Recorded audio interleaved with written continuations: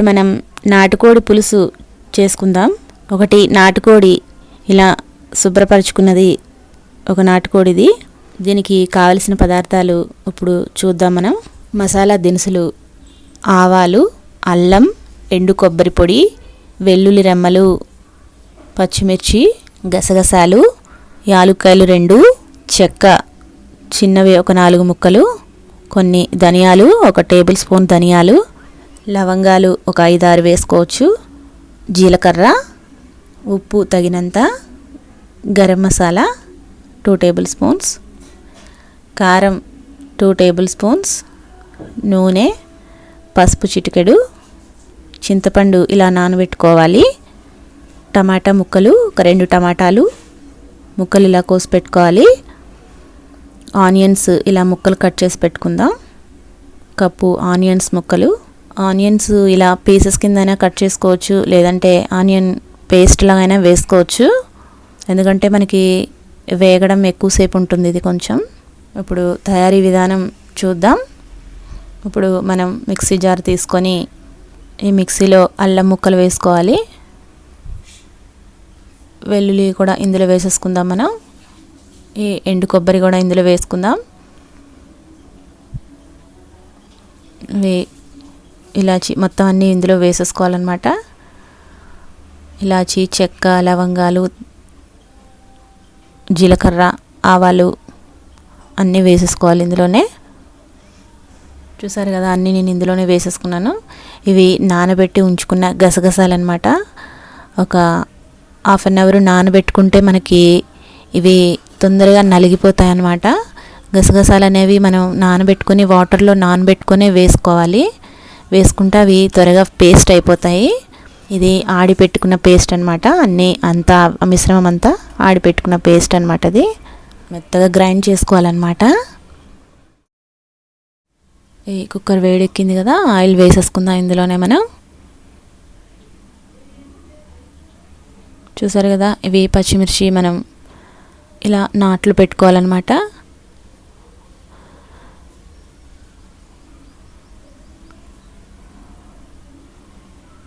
చూసారు కదా, ఇలా కొంచెం వేపుకోవాలి. ఇప్పుడు మనం ఆనియన్స్ వేసేసుకుందాం ఇందులో, ఉప్పు కూడా ఇందులోనే వేసేసుకుందాం మనం. ఈ ఉప్పు అనేది ఉల్లిపాయల్లో వేసేసుకొని కలపడం వల్ల అవి తొందరగా మగ్గిపోతాయి అన్నమాట. ఒక 2-3 మినిట్స్ మూత పెట్టుకోవాలి.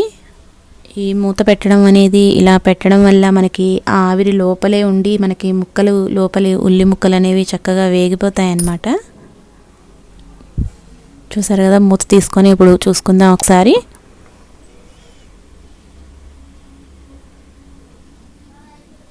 చూసారు కదా, మనకి బంగారు వర్ణంలోకి వచ్చేసినాయి. ఇప్పుడు మనం కారం కూడా ఇందులోనే వేసేసుకుందాం.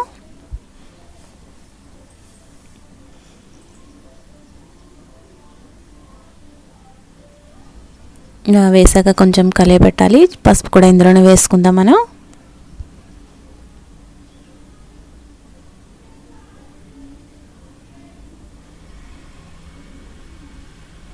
ఇది చికెన్ ఇందులో వేసేసుకుందాం. ఈ కోడి, నాటుకోడి అంతా అందులో వేసేసుకుందాం.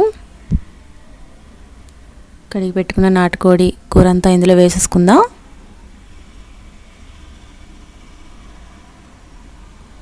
వేసాక ఇలా కొంచెం కలుపుకోవాలి.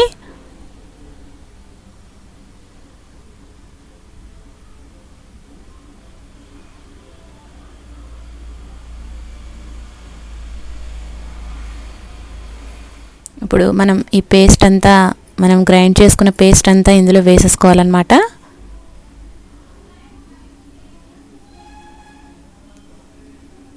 వేసుకొని కొంచెం ఇలా కలుపుకోవాలి. ఇప్పుడు టమాటా ముక్కలు కూడా వేసుకుందాం ఇందులో మనం.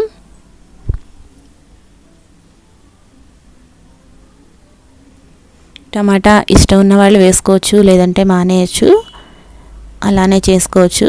నేను చింతపండు తక్కువ వేయడం వల్ల నేను టమాటాలు కూడా వేసాను. అయినా టమాటా వేస్తే టేస్ట్ వస్తుంది చాలా. ఇప్పుడు మూత పెట్టుకుందాం మనం, ఒక 5 మినిట్స్ మూత పెట్టుకుందాం.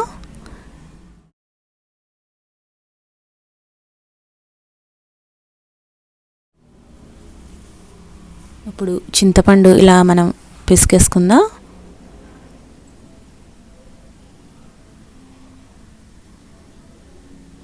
ఇప్పుడు మూత తీసి ఒకసారి చూసుకుందాం మళ్ళీ మనం.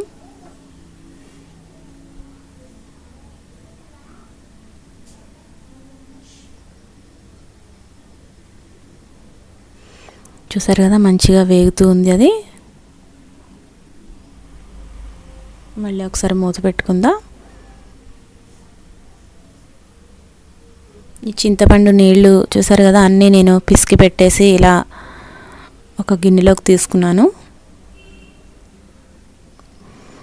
ఇది స్టవ్ వెలిగించుకొని ఈ చింతపండు వాటర్ అనేది మరగబెట్టుకుందాం పక్కన పొయ్యి మీద. ఈ చింతపండు వాటర్ అనేది నేను పక్కన ఎందుకు మరగబెడుతున్నాను అంటే ఇవి నాటుకోడి అనేది కొంచెం గట్టిగా ఉంటుంది అని అంటుంటారు కదా అందరూ. అందుకని చింతపండు వాటర్ అనేది అందులో పోసేస్తే ఉడకదనమాట. అందుకని నేను ఇలా పక్కన మరగబెట్టుకొని ఉంచుకుంటున్నాను. మొత్తం గుజ్జుగా చింతపండు అంతా పిసికేసుకొని ఇలా పొయ్యి మీద పెట్టుకొని మసలు పెట్టుకోవాలి. ఇప్పుడు ఇది మూత తీసి చూసుకుందాం. చూసారు కదా మనకి అంతా నూనె ఆయిల్ అనేది పైకి వస్తుంది. ఇది వేగుతుందనమాట. బాగా వేగుతున్నట్లు మనకి లెక్క. నూనె అంతా ఇట్లా పైకి వచ్చేస్తున్నప్పుడు మనకి వేగుతున్నట్టు లెక్క అనమాట. చూసారు కదా మనకి బాగా వేగిపోయింది. ఇప్పుడు గ్లాస్ వాటర్ పోసుకుందాం. ఇందులో మనం ఒక గ్లాస్ వాటర్ వేసుకోవాలి. చూసారు కదా ఇప్పుడు మనం మూత పెట్టేసుకుందాం. ఈ విజిల్ కూడా పెట్టేసుకోవాలి మనం. ఇప్పుడు ఈ విజిల్స్ అనేవి ఒక 10 విజిల్స్ దాకా పెట్టుకోవాలి. ఎందుకంటే నాటుకోడి కొంచెం గట్టిగా ఉంటుంది కదా, అందుకని ఒక 10 విజిల్స్ అయినా పెట్టుకోవాలి. చాలామంది నాటుకోడి పులుసు అంటే చింతపండు అందులోనే వేసేసి విజిల్స్ పెట్టినా సరే మనకి లోపల ఉడకదనమాట. పులుపు వేయడం వల్ల అవి ముక్కలు అనేవి గట్టిగానే ఉంటాయి, మెత్తబడవు. అందుకని నేను ముందు వాటర్ పోసి విజిల్ పెట్టుకున్న తర్వాత అప్పుడు చింతపండు వాటర్ అనేది తర్వాత వేస్తానన్నమాట. వేసుకుంటే మనకి బాగుంటుంది. అలా మనకి కూరని పట్టి ఉంటుంది. నాటుకోడి చిన్న కోడి అయితే ఉడికిపోతుంది, త్వరగానే ఉడికిపోతుంది. లేదు పెద్ద కోడి ఇలా ఉంటే కొంచెం అది గట్టిగా ఉంటుంది, ఉడకదనమాట. దానికి కొంచెం వాటర్ ఎక్కువ పోసుకొని ఎక్కువ విజిల్స్ పెట్టుకోవాలి. మూత పెట్టే ముందు మనం ముక్క ఇలా ఒత్తుకొని చూసి కొంచెం మెత్తగా ఉంది అనుకుంటే విజిల్స్ తక్కువ పెట్టుకోవచ్చు. లేదు గట్టిగానే ఉంది అనుకుంటే విజిల్స్ కొంచెం వాటర్ ఎక్కువ పోసుకొని విజిల్స్ ఒక 10 విజిల్స్ దాకా పెట్టుకోండి. చూసారు కదా మనకి విజిల్స్ వస్తున్నాయి. చూసారు కదా మనం ఇప్పుడు మూత తీసి చూసుకుందాం. చూసారు కదా మనకి చక్కగా ఆయిల్ అది పైకి వచ్చేసి మంచిగా ఉడికిపోయింది. ఒకసారి ఇలా కలుపుకొని చూసుకుందాం.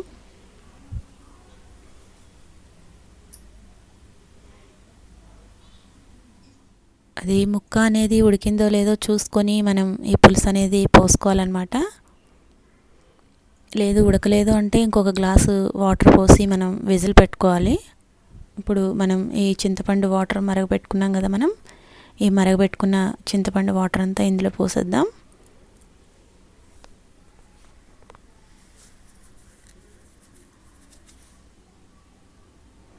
చూసారు కదా కొంచెం ఇలా కలుపుకోవాలి. ఈ చింతపండు వాటర్ వేసిన తర్వాత కూడా మనం ఒక 10 మినిట్స్ వరకు ఇలా కుక్ చేసుకోవాలన్నమాట. స్టవ్ సిమ్లో ఉంచుకొని మనం కుక్ చేసుకుంటే ఈ పులుపు అనేది ఆ ముక్కలకి చక్కగా పడుతుంది. ఇప్పుడు కొత్తిమీర కూడా వేసుకుందాం ఇందులో కొంచెం. ఈ కొత్తిమీర అనేది మనం ముందు వేసుకుంటే అది దాని ఫ్లేవర్ కూడా మనకి అందులో దిగుతుందన్నమాట. ఒకసారి ఇలా కలుపుకుందాం. ఇప్పుడు మనం గరం మసాలా కూడా ఇందులోనే వేసేసుకుందాం. వేసిన తర్వాత కొంచెం ఇలా మనం కలిపి పెట్టుకోవాలి. నోరూరించే నాటుకోడి పులుసు రెడీ.